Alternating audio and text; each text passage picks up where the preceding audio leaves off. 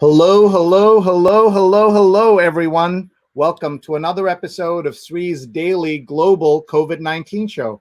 My name is Sree Sreenivasan, and it's my honor to convene this daily conversation around various aspects of the crisis. And as we get closer to the elections, we're also talking about the elections and what's happening in U.S. politics. We have the perfect person to join us tonight for episode number 201 in 201 days that we've been live. And tonight we are meeting Michael Schmidt.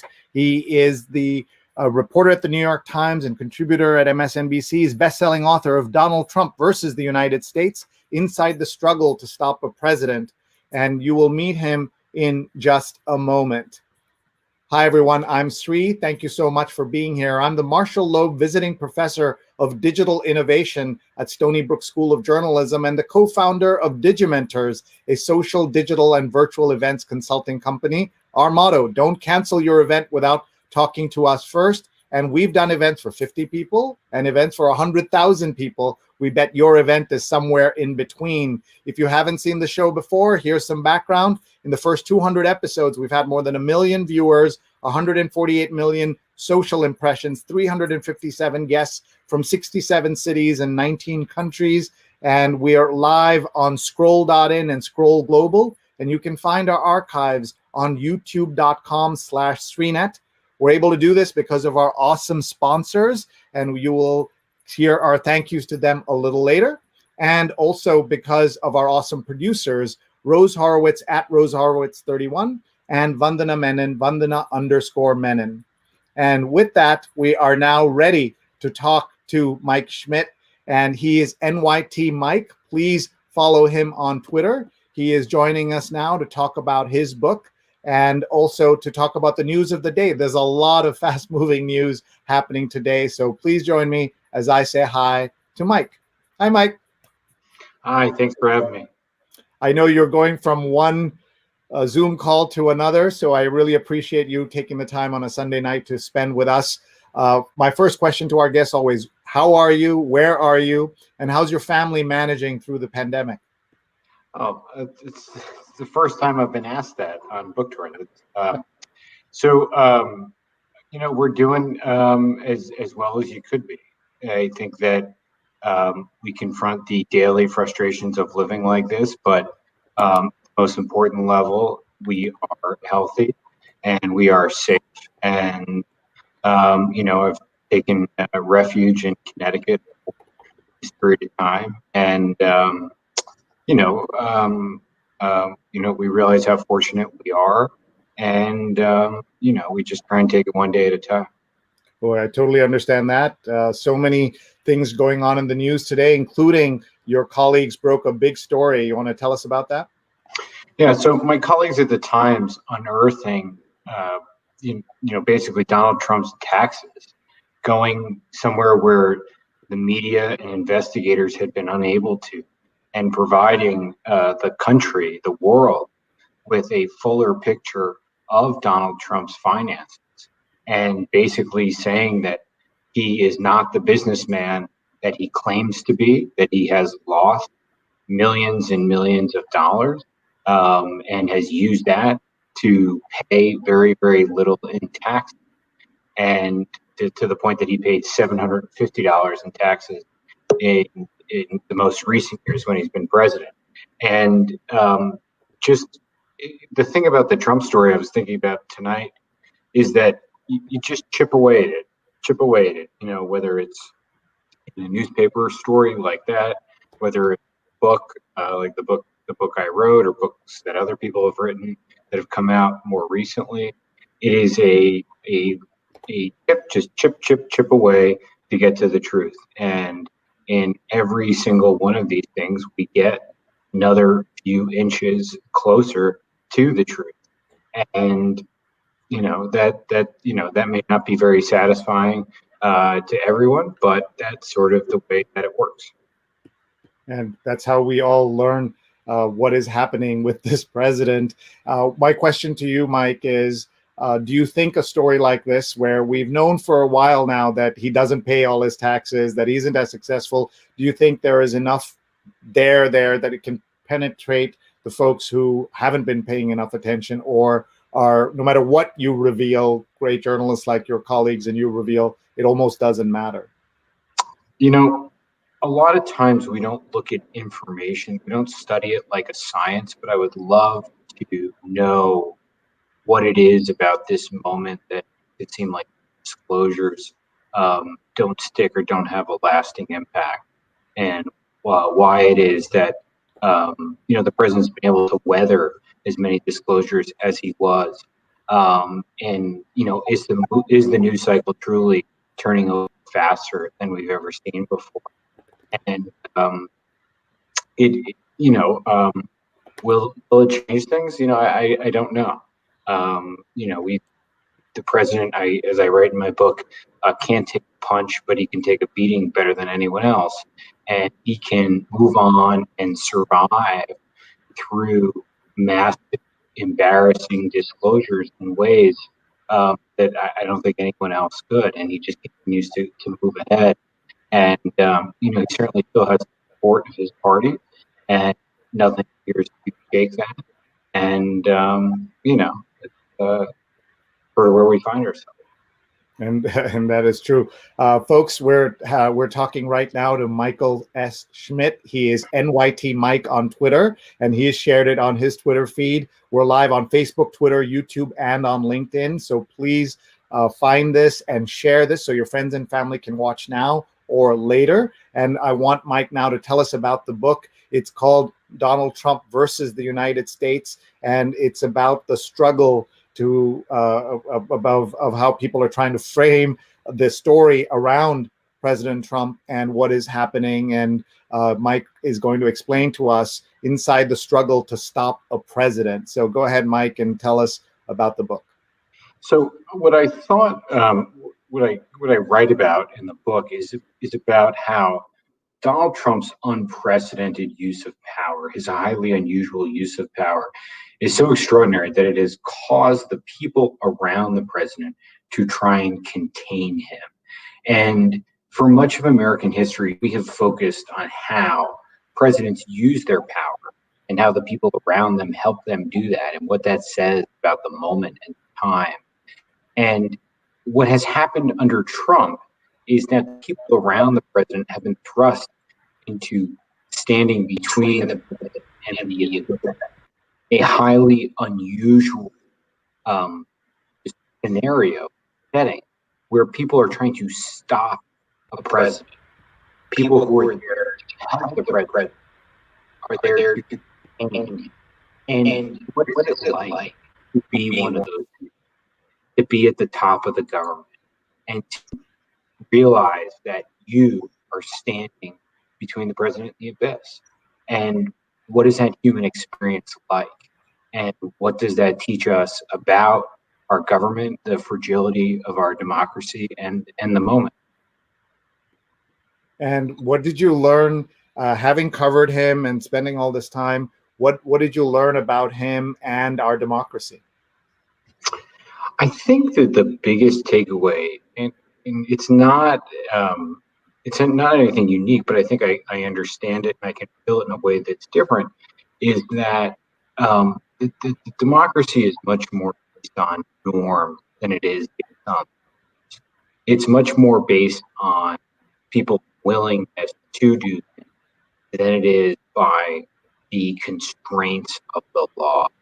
And if you are willing to walk up to that line of shredding norms, and you have the political support of Congress, then you can weather a lot of storms and a lot of scandals and a lot of controversy, and you can build a moat around your presidency. And I think that is something that I really learned in this process, is just how the law can really only go so far, especially with the president, and that the president, if enabled, can do I think even more than we thought he could. Thank you. Tell me how you came to write this book, how much time it took, how many people did you end up talking to, etc.? You're saying how many people did I end up talking to? Yeah. Um, Look, I worked on this book off and on for 2 years, and I talked to, dozens of people and spent hours and hours with them. And, it, I just tried to highlight the human experience of, of what it's like to be a James Comey or a Don McGahn and be that person in the room with the president. You can come along in this book and be there and see what it's like when the president is behaving in a way that might be dangerous to the president, to the office of the presidency, to the country. And how would you handle that? And what can you learn from the experiences of these folks and how they dealt with the president? And how can you apply that to your own life? I'm not saying that any of us will ever have the opportunity to have to try and stop the president from doing something to damage himself or the country. But you're watching human beings try and control something that they cannot, or that they think they can control, and they struggle to do. And that's sort of what I focus on. We're looking at the excerpt that your website has.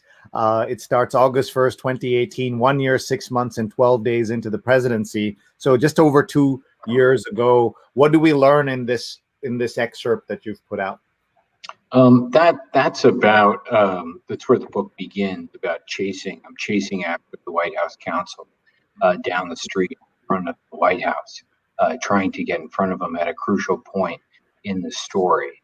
And, I end up confronting him about his cooperation with the Mueller investigation, about the damage that he had done to the president, basically saying that I knew how much damage he had done to the president, that Don McGahn knew how much damage he had done to the president, but that the president did not appreciate what had gone on and how his own lawyer was essentially being used as an informant of sorts against him.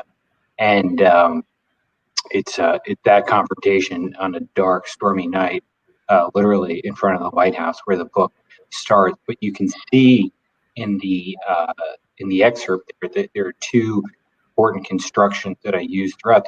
One is something I steal from newspapers, which is dateline, different datelines of where I was, and at the moment, to put you in the scene. And we use the datelines throughout. And then the second thing is there's countdown tickers throughout the book. So the book is broken into different acts, and the acts all drive towards a specific date. You're counting down towards a specific date. So the first act, counting down towards the 2016 election. The second act, counting down towards the appointment of Robert Mueller. The third act, actually, I think I have my acts off by numbers. The next act, driving towards the end, the clearing of Mueller, and the release of the Mueller report. And you using this device, a very inexpensive device in terms of words and space, to create a sense of where the reader is, where the reader is going, a sense of tension there. Thank you. Folks, you're listening to a conversation with Mike Schmidt, who is NYT Mike on Twitter. Please follow him and check out his book. It's called The Donald Trump versus the United States. Let's do a quick tour, Mike, of who's watching from around the world. We start here in the East Village. Jonathan Borstein has watched 201 episodes in 201 days. Thank you, Jonathan, for being with us. Dory Old says hi.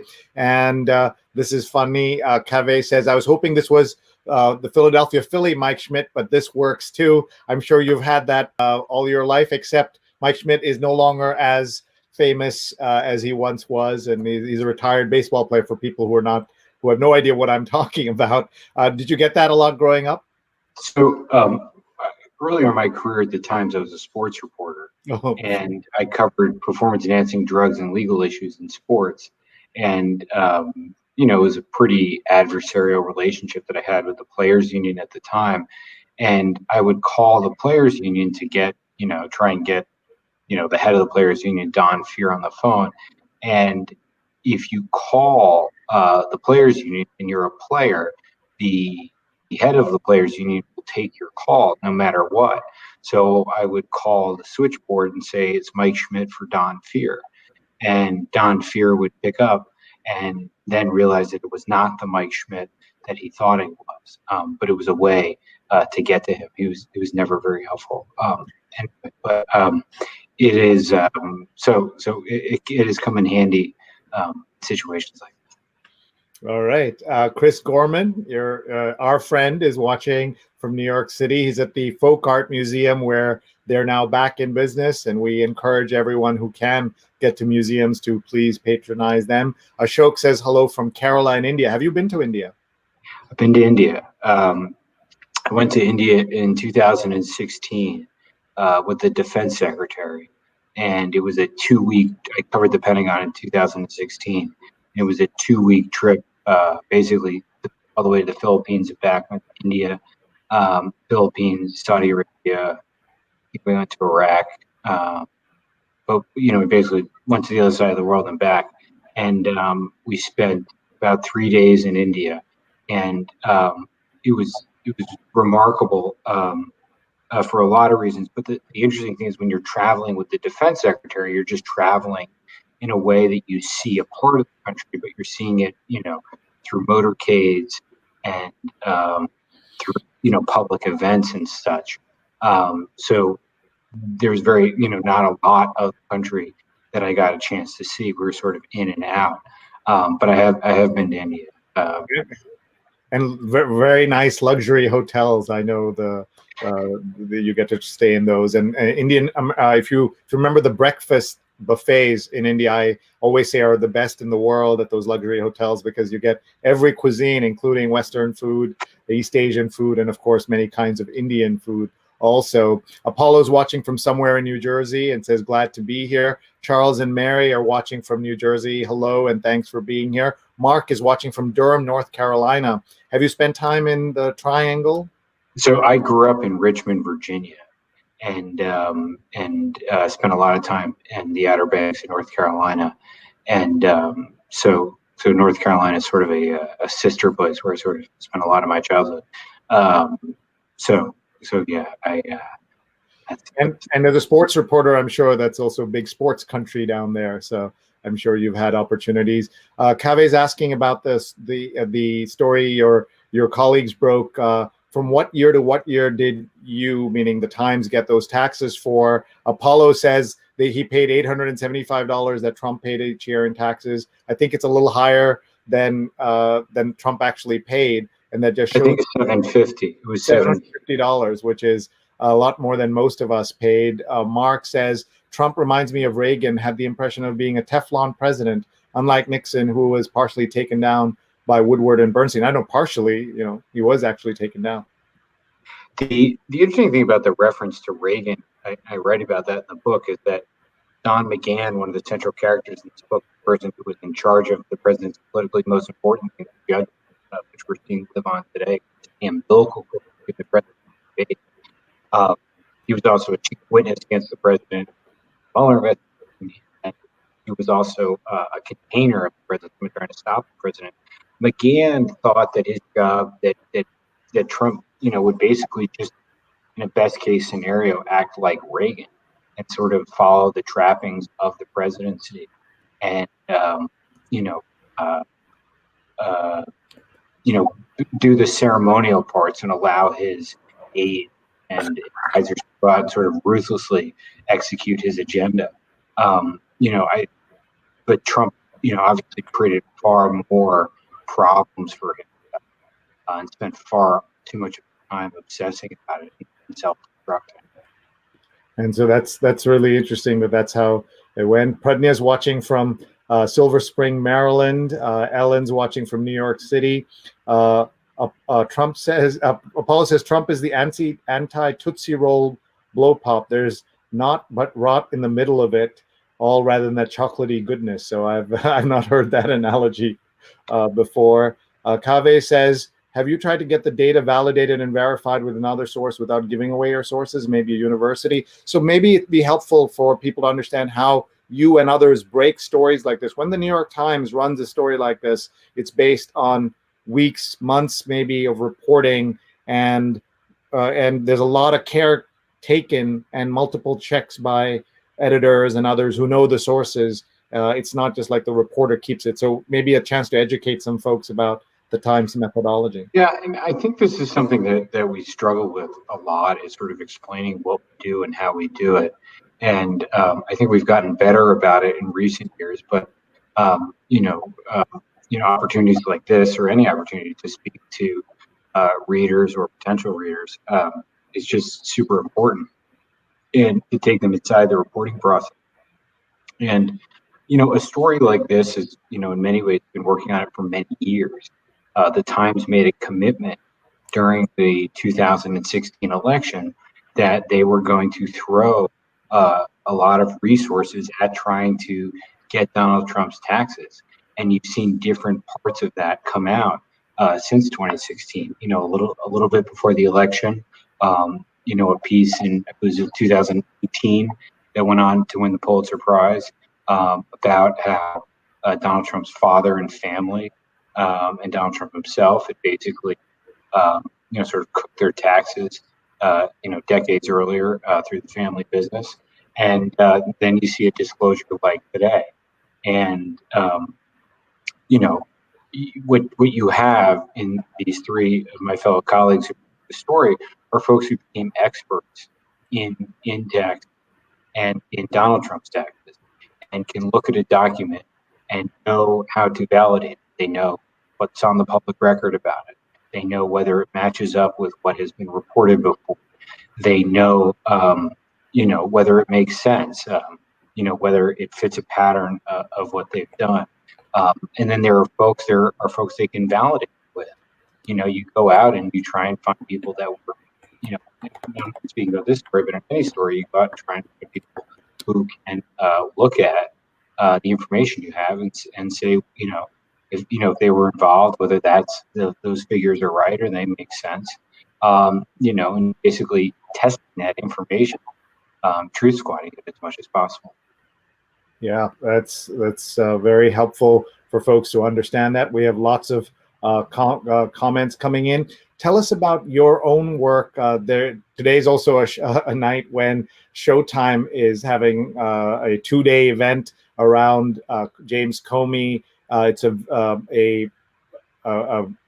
video, what do you call it? A movie, a TV serial, miniseries about the Comey Trump exchanges and everything that's happened. It's called the Comey Rule, and you broke the first important story about Comey in the administration. Talk about that. You won multiple prizes for it. So the Comey, in many ways, Comey was sort of the first person to try and stand up to the president, and who had to sort of confront the president, confront this highly unusual situation where he could not trust the president.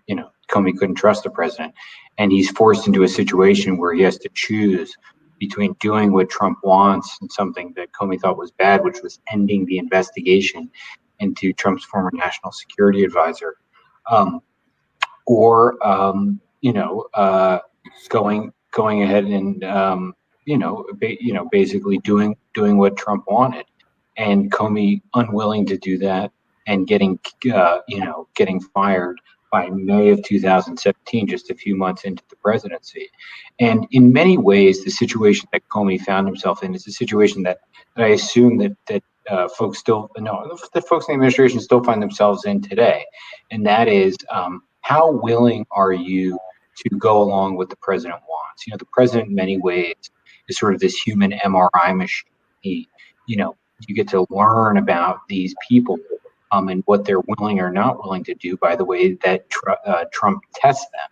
And my sense is that whether you're a Tony Fauci or a Deborah Birx today, dealing with the pandemic, is a similar situation to what Comey found himself in. So what are you willing to do? How far are you willing to go along with what Donald Trump wants? And Comey in many ways sort of the first example of that, the first one. And tell us about the story that you broke about Comey.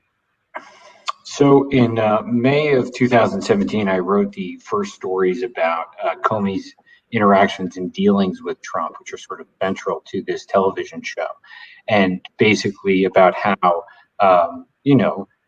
Comey had kept memos on his interactions with the president and documented it because Comey did not trust the president, and how Comey was so concerned about the president that every time that he basically talked to him, he was writing memos to file to document this, to back up these accounts. And the biggest disclosure of these being that Trump had asked Comey to end the Flynn investigation. The disclosure of that the following day, Robert Mueller was appointed to be the special counsel. Now, there's a lot of reasons why Robert Mueller was appointed to be the special counsel,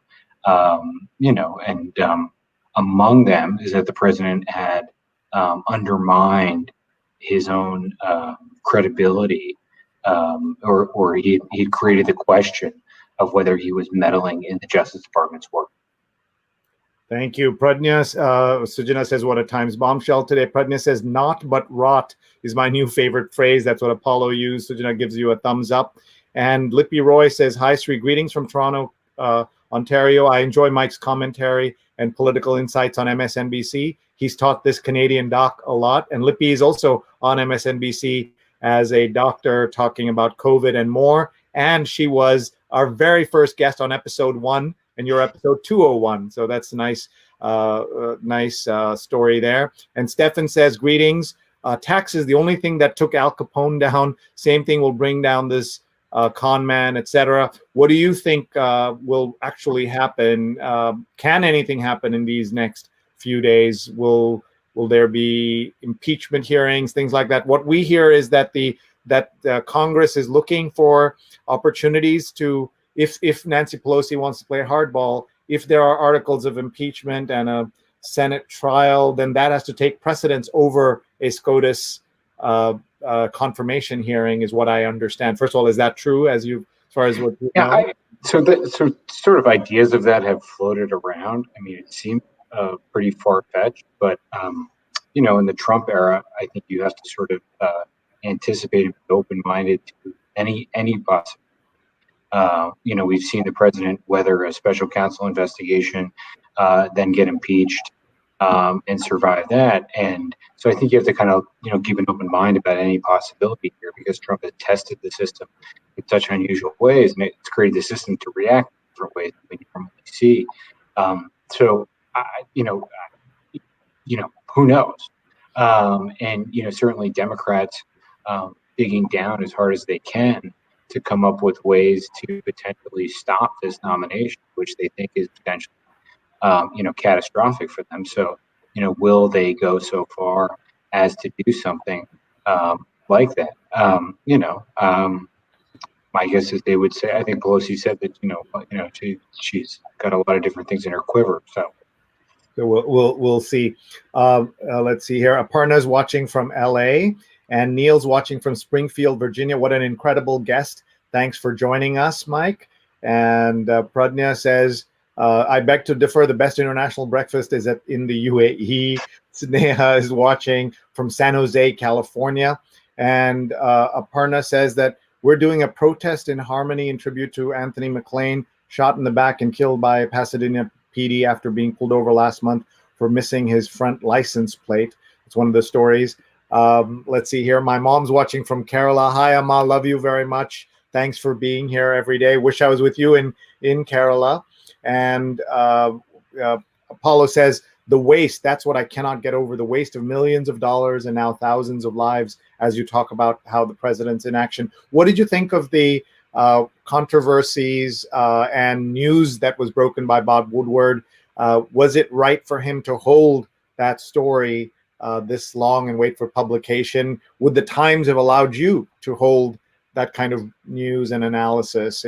What is the Times policy on this? Well, I think the way that I looked at the Woodward situation is that I don't think we would have had any of that information had Woodward not set out to write a book and to go out and do the reporting. And while I realize in hindsight it may be very clear what Trump was saying at the time and what it meant and its significance, it's harder for us in real time to totally appreciate everything that's going on around us, especially if Woodward is dealing with someone like the president who has such an unusual relationship with the truth. So I understand why, from hindsight, it may look like that. I think that we were closely following what was going on at the time. It was pretty clear that the president wasn't being truthful about the virus and what it was. But as I've said before, the president has tested the system in ways that we couldn't imagine. If we're sitting in your journalism class, and we said, what's a way that the president may test journalism during his era? A situation like the one that Woodward found himself in would be a hard one to come up with.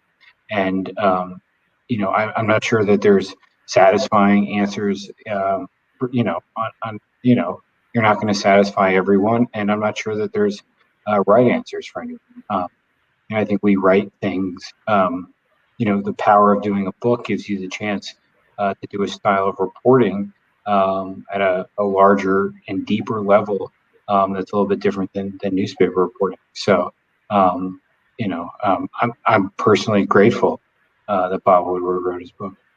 Yeah, and we're looking at your New York Times entry. They have all your articles, and then they have a bio which lists your background and where all this big stories. It says here that you won 2 Pulitzer Prizes, one for the coverage of Donald Trump and his campaign strides to Russia, and then reporting on workplace sexual harassment issues. Talk about that story, please. So in 2017, in April 2017, my colleague Emily Steele and I reported on a series of financial payments and agreements that Bill O'Reilly had reached with women who, he had come across in the workplace. And it showed a pattern of behavior where, O'Reilly was settling, potential lawsuits or accusations with women he had sexually harassed. And the disclosure of that story, the story came before the Harvey Weinstein story came out. And, O'Reilly actually was on the air for 2 weeks after the story ran, and then was eventually fired by Fox News. But it was, a story that really, tried to tell, what had gone on and how these type of agreements, these lawsuits, these settlement agreements were being used by O'Reilly to silence accusers. And, it was a pretty powerful story. One of the things that we learned by reading your bio here, that you spent a year reporting in Iraq in 2011, the last year of American occupation. And then you were at the sports section, as you said, and you started as a clerk in the foreign desk. What is that role? It's kind of a legendary role that people do. They rise from it's like the equivalent of the mailroom, maybe, for reporters. Talk about that. So I started as a clerk on the foreign desk in 2005, and it was the height of the war in Iraq.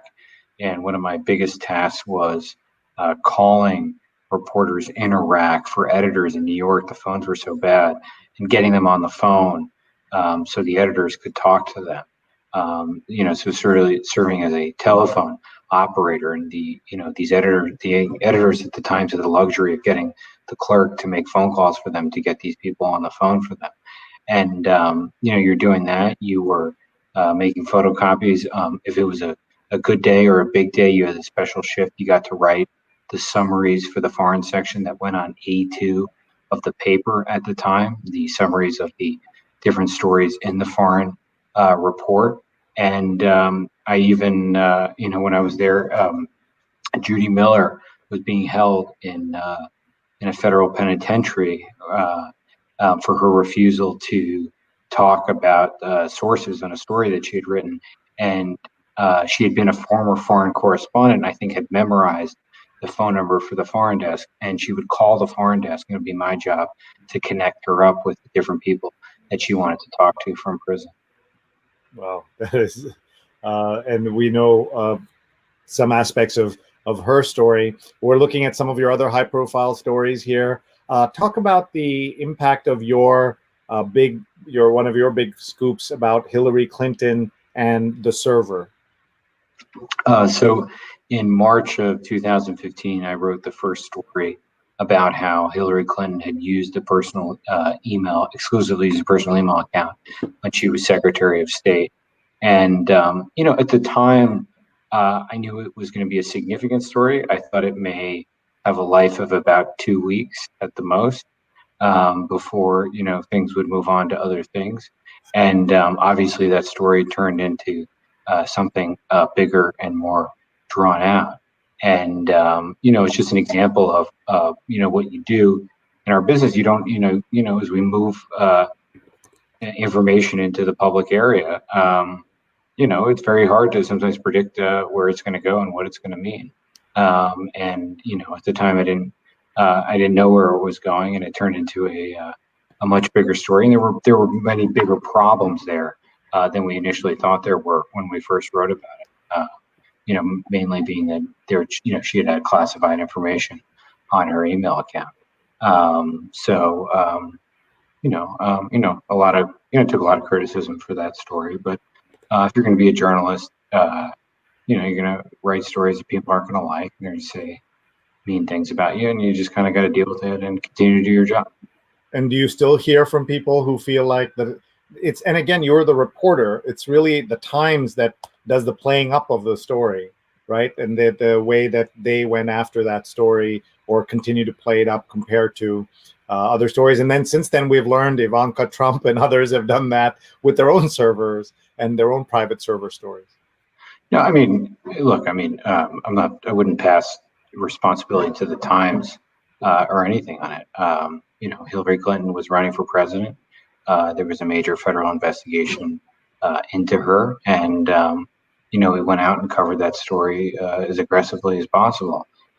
We aggressively covered Donald Trump in the lead up to the election. I think that if you had been reading the New York Times in the weeks and up to the 2016 election, you would have had a pretty good idea of who Donald Trump was and how he viewed the world and how he would behave as president. But people are going to criticize us for different things, and that's part of wearing the pinstripes, I guess. One of my journalism classes in it, I said my analysis was that the Trump side was much better about taking any critical stories about Clinton and weaponizing them versus the other way. And that's what you saw as a result of your reporting and other reporting that added to those issues that candidate Clinton faced. Just let's take a look at this. You're seeing here the New York Times front page headline for tomorrow: President's taxes chart chronic losses, audit battle, and income tax avoidance. And then below it, Yashar Ali, who you know is a well-known writer, he points to Trump in 2012. They say there's a tweet for everything, complaining that Donald Trump paid only that President Obama paid only 20% taxes on $800,000. So 10% would be $80,000. So he paid $160,000 in taxes, whereas Donald Trump paid $750, not $750,000 or $75,000, $750. When you see these two stories together, what do you think? I mean, it's truly true. I mean, a lot of the cliches of the Trump era are cliches because they make sense. And, the fact that there is a tweet for every moment, there is, and it's remarkable. And it shouldn't surprise us, but every time it does sort of surprise me. And that seems like just the latest example of it, that there is a tweet for everything. I guess that's what happens when you tweet all the time. Maybe it's a reason you shouldn't tweet all the time. Rick says, ask Mike if he thinks tax scam Don Con will go the way of Al Capone after the rigged elections. I don't. Putting that question aside, I think that we're going to see the legal questions around Donald Trump go on, regardless of what happens, win or lose, for many, many years to come.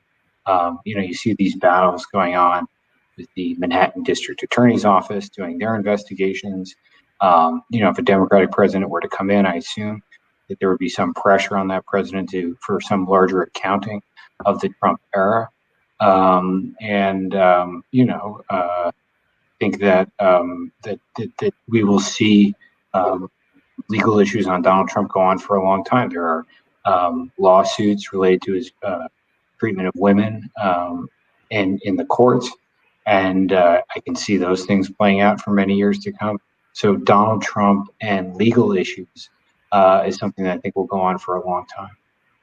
Kaveh says, sure, you had responded to her about your sources and how the Times does its work, but the right believes nothing you say and won't believe this. It's preaching to the choir if you can't convince them. You need people the public trusts, otherwise it won't make an impact, is what she's saying about stories like your colleagues. Yeah, I mean, I think that people at this point have probably made up their mind about how they view Donald Trump and whether they're going to support him or not. I'm not sure how much disclosures move the needle on any of that, but that doesn't mean that we shouldn't continue to do our job and try and explain and chip away at things as I was talking about. And it's not our job to move public opinion; it's our job to inform the public. It is unusual and different in this era that so much has been said that doesn't seem to move the needle. But first and foremost, it's our job to report the fact without fear or favor. And I think if we stay focused on that North Star, we can be pretty effective. And just try and tell the story. I completely agree. Fernando says, greetings from Los Angeles. Lippy remembers the first show like it was yesterday. And of course, today's episode number 201. I'm sure it's unique to our times, but exercised differently. Thank you for your work, Mike Schmidt says. Apollo, I love hearing how demographic shift and social frustrations are manifesting in American politics. Aparna says, such a fantastic snapshot of what being a clerk in that moment. Aparna is talking about your experience. Chris says, really enjoying this conversation. Would be interested to know how has reporting changed during Mike's years in the field? It's much faster. When I was a sports reporter, and if we had a scoop, we would hold it off online until 12 or 1 o'clock in the morning because we wouldn't want the tabloids to see it online and try and match it and get it in the newspaper. And the idea today of doing anything because of timing, because of the newspaper, the printed newspaper, is a pretty foreign thought. So the speed at which we move and the demands of the speed and how much the news cycles turn over is just is at a level that is the speed it's not even comparable how fast it moves. What I will say, and I've been at the Times for 15 years now, that while the Times may look different in the sense of it's online, more online, and there's an app on your phone and that kind of stuff, and there's different types of story forms and stuff like that, and there's podcasts and such. It is in many ways the same institution that I walked into 15 years ago. It is the same rigor of reporting and writing, of going out and uncovering facts that are important to the public's knowledge of things, having them stand up to the rigor of the internal editing process, putting the stories in clear, straightforward ways that that the other part of the editing process on the the clarity of the writing and bringing it forward to the public. And while the Times may look different, it is at its heart the same exact institution that I walked into 15 years ago.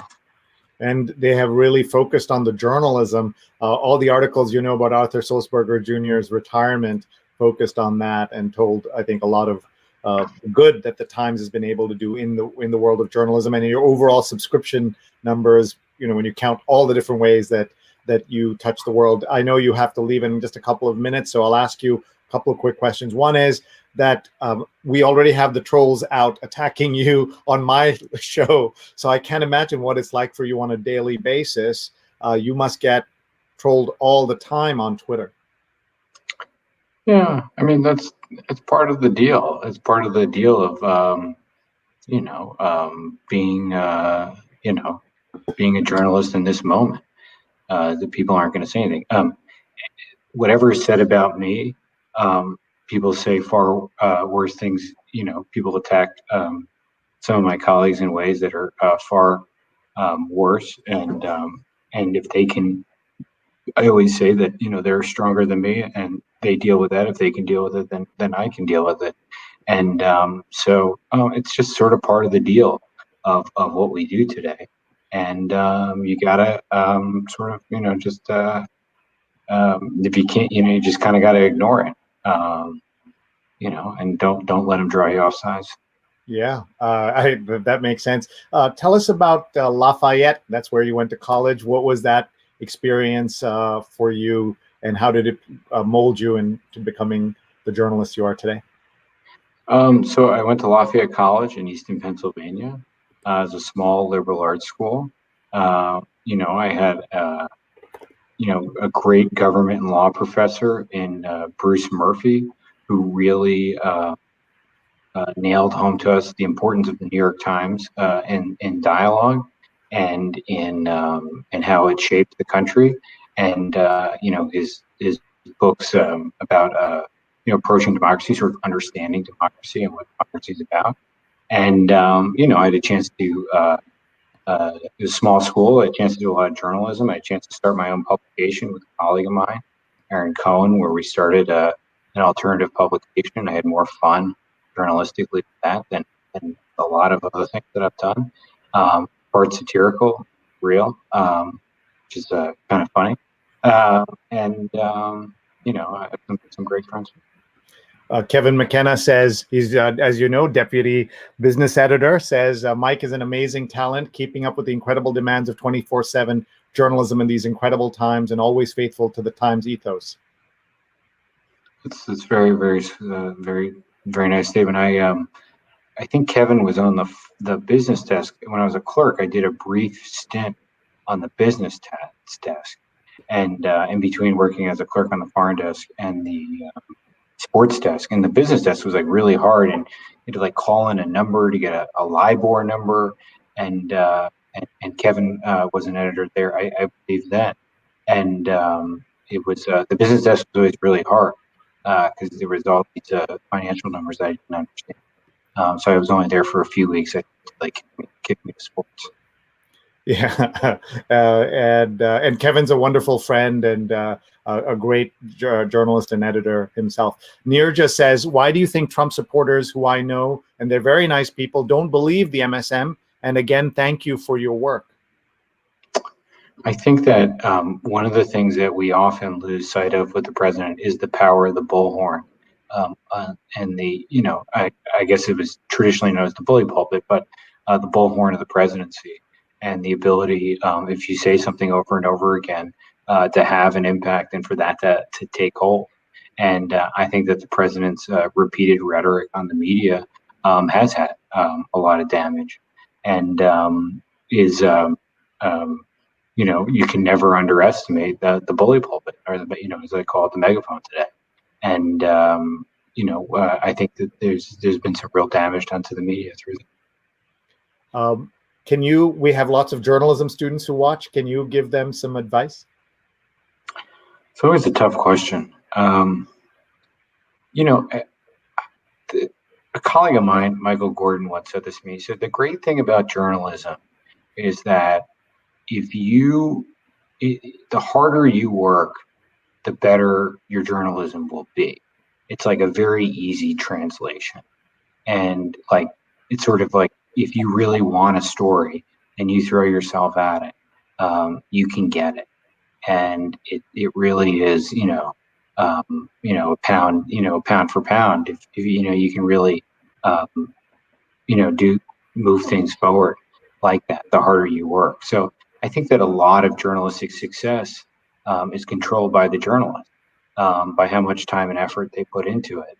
And, journalism is like a muscle, like anything else. And the more that you're doing it and the longer you're doing it, the better you're going to get at it. And it's not that simple, but it might be simple. All right. Last question for you. Tell us, what are some of the things that you'll find in your book? So people are considering buying it. Let's do a little bit of a sales job here. You will get a chance to be inside the room with the president and see what it's like to try and stop the president. You'll get a chance to see what it was like in the Comey household the day before he reopened the Clinton email investigation. And have see his wife essentially pushing back on his decision to reopen the email investigation because she feared that Donald Trump could get elected. You'll see what it was like in the Comey household when she had to wake her husband up to tell him after he'd gone to sleep thinking Hillary Clinton was going to win that Donald Trump had won. You get a chance to see inside the reporting process, what it was like to try and cover this president. You get to see, I think the most interesting character of the Trump era, which is Don McGahn, the White House counsel, who had incredible amounts of different forces on him and was essentially staying in his job because he had a once and a never again chance to remake the federal judiciary, and he had to put up with a lot of things that a lot of other people wouldn't in order to do that. And you get to see how the whistleblower, the story of sort of how the whistleblower made his decision to do what he did, and how the whistleblower, a faceless bureaucrat, landed the greatest punch on the president of the presidency, but that the president still survived. Wow, that's a full book right there, and you can all get that book right now. You can go on to any of the bookstores, online bookstores, and get Donald Trump versus the United States: Inside the Struggle to Stop a President. Michael Schmidt has been our guest. He is NYT Mike on Twitter, a great follow, and of course, a great journalist. We're very grateful to you for your time and attention here with us tonight. Thank you so much, Mike. Thanks so much for having me. All right. Bye-bye. And wasn't he fantastic? That was Mike Schmidt, everyone. Please follow him on Twitter and check out his book. There's so much going on in the news. You can understand that reporting process, as he said, and so much more in his book.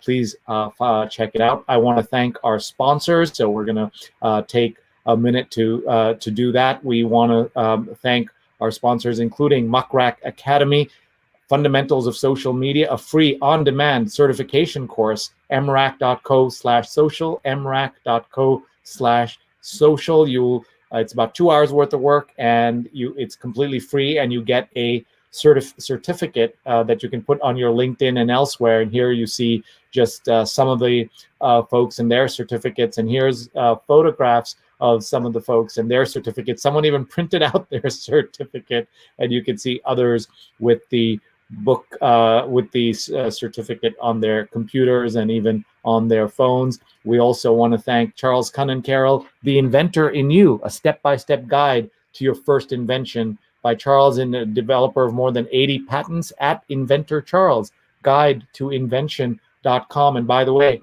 this is one of his inventions. If you remember, some of you are not old enough, there was a time when you went to get a vegetable bag in the produce aisle, you needed two hands to open that bag and to grab the bag. He invented a one-handed bag and dispenser that changed the lives of so many people. And you can check out his book, which is called The Inventor in You. We're also very grateful to our friends at She's on Call, Dr. Sujana Chandrasekhar and Dr. Marina Kurian. They have a terrific show that runs on Sundays at 11 a.m. Eastern. You can find it on Facebook, Twitter, YouTube, and LinkedIn. And they had an OBGYN today, Dr. Camille Clare and Dr. Lillian Abo, an infectious disease specialist from Miami. That was an amazing show. You can find it right now on Facebook. Follow them, please, and check out the show. And then this morning, we did a show with Lori White. She was a guest on my New York Times read-along, where we read the New York Times out loud from 8:30 to 10:15 every Sunday morning. And you can find that and read all about and watch this amazing conversation. She is the president of the Greater Providence Chamber of Commerce and a great supporter of journalism herself. If you haven't caught it, we had some fantastic shows this week, including Erica Jong was with us, one of the most famous novelists in the world. She spent time with us. By the way, coming up next Sunday, we have Andy Rosenthal will be our guest. He is the former New York Times editorial page editor and the current New York Times opinion columnist and podcast contributor. The two faces you see right now, only one of them was born in New Delhi, India, and it wasn't me. and you can learn all about that next Sunday. We also want to just tell you about two events that you don't want to miss. On Saturday, October 10th, from 1 to 4 p.m. Eastern Time, is the Impact Summit 2020. Leading Indian Americans will talk about politics and so much more, including 4 Congress men and women, as you can see, as well as Vanita Gupta, leading civil rights lawyer and expert. And that's at iaimpact.org/summit. It's a free conference that you can all watch. Look on the lower right to see the address for you to sign up right now, iaimpact.org/summit. And here is an event that I am hosting this Friday, October 2nd. Digimentors, again, look on the lower right for the registration link. You can take a photo of it if you need. Digimentors.link/job search workshop, job search workshop. And please join us for a fantastic conversation on job searches and what you can do. It is not a webinar. It's 3 to 5 p.m. and it is a workshop where you will learn a lot, I promise you. So please join us for that. And we just want to see so many more questions coming in that we didn't have a chance to ask. Apollo says Comey's wife was right, a reference to what Mike had talked about. And before we go, we always do this on the show. We asked Kimberly Crenshaw, the great Columbia professor, law school professor, who coined the term intersectionality, what can we do to support Black folks? And she said, say their names. And we're going to do that tonight, as we do every single night. We start with this painting by Titus Kaffir on the left, a very powerful painting, and a powerful photograph on the right. That's a young Larcinia Floyd with her son, George Floyd. She would die 2 years almost to the day that he would be killed on camera in Minneapolis. They are now buried next to each other in Houston. And now let's say their names. These are the names along the border of that Time magazine.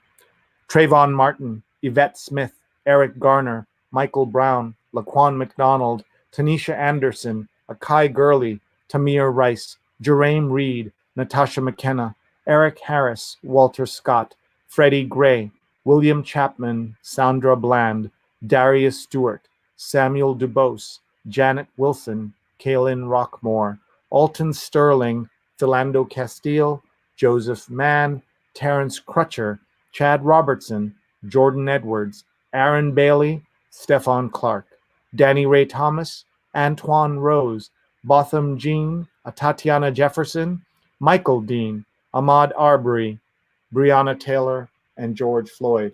And those, of course, are not all the names. They're not even all the names after the killing of George Floyd, but we say them every night here. Thank you all for letting me say them and for joining me in saying those names. And with that, the show has come to an end. Remember, we're on every single day, almost always at 9 p.m. Eastern, occasionally at noon Eastern, or on Saturday mornings at 9 a.m. This is the background of our show. A big thanks to our awesome producers, Rose Horowitz 31 and at Vandana_Menon. Thank you so much to all of you for watching. One way to know when we're on the air is to just go to youtube.com/SreeNet. You see that right here, and hit the subscribe button, and you can find all our archives, all 200 plus episodes. And you can also use your QR code reader or your phone, and you can get a gentle alert when I'm live on the shows. And it's very easy to just know when we're live. And it's not a WhatsApp group. It's just a gentle alert when we are live. Please write to me. My email address is right here. We're always looking for feedback. We're looking for suggestions for speakers. We're looking for topics we should cover. We're looking for sponsors. And you've seen that this is the kind of show we do for other folks as well. So if you know anyone who'd like their own talk show or like their own live event or conference, we're doing events of all sizes, dozens a month, and we would love to work with you. So please be in touch. And thank you very much, everybody,